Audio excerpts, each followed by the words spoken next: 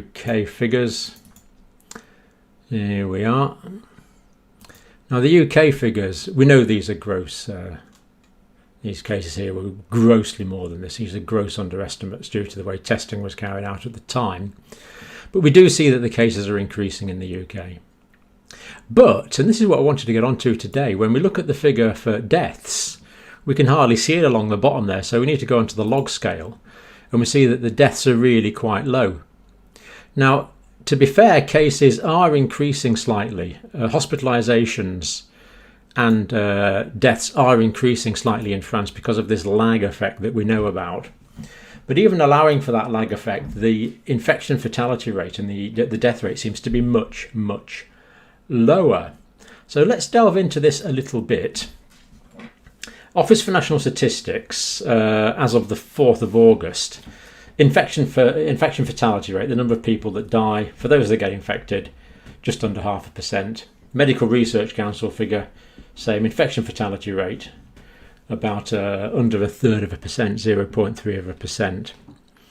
Now, when I calculated this, we calculated that on the peak number of cases in March in the UK and the number of deaths, and we worked out the infection fatality rate. You might remember we did this together, was 0.56 at that time, is what we worked out at that time.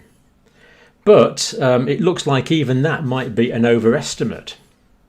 Now, going on to the work from the Oxford Centre for Evidence-Based Medicine, they've updated that analysis from the 4th of August now to the 18th of August. Now, I know this is still way behind, but there's always a lag in this official data. There's just not any way around that, really.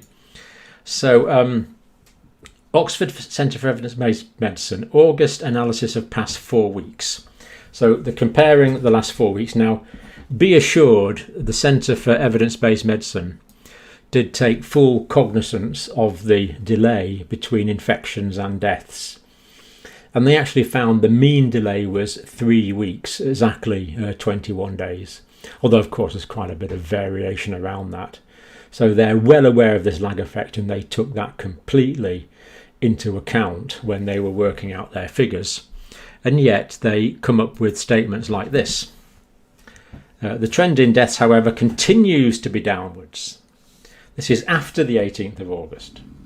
So even lower death rates. The trend in death, however, continues downwards, indicating that recent increase in cases is not leading to an increased mortality.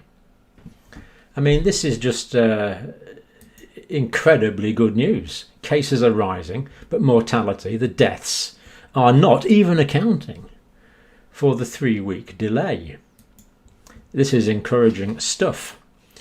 Our estimates of the case fatality rate as of the 4th of August is 1.5%. So remember, that's the case fatality rate. But we know that the infection fatality rate is always lower than the case fatality rate, because the case fatality rate is worked out on those that are diagnosed, whereas the infection fatality rate, the infections are always going to be higher than the number of cases diagnosed. And of course, 20-30% of infections could be completely asymptomatic. So the case fatality percentage is always going to be higher than the infection fatality percentage. And given that the infection fatality percentage was, according to their figures, where am I? There we are. According to these figures, it was between 0.3 and 0.49.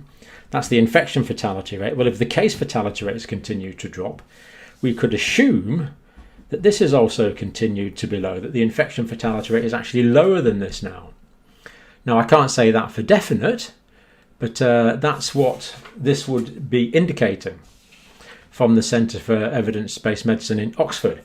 So this is indeed encouraging data. Many fewer people seem to be dying now than were dying earlier on in the pandemic, even allowing for the fact that we're collecting better data now.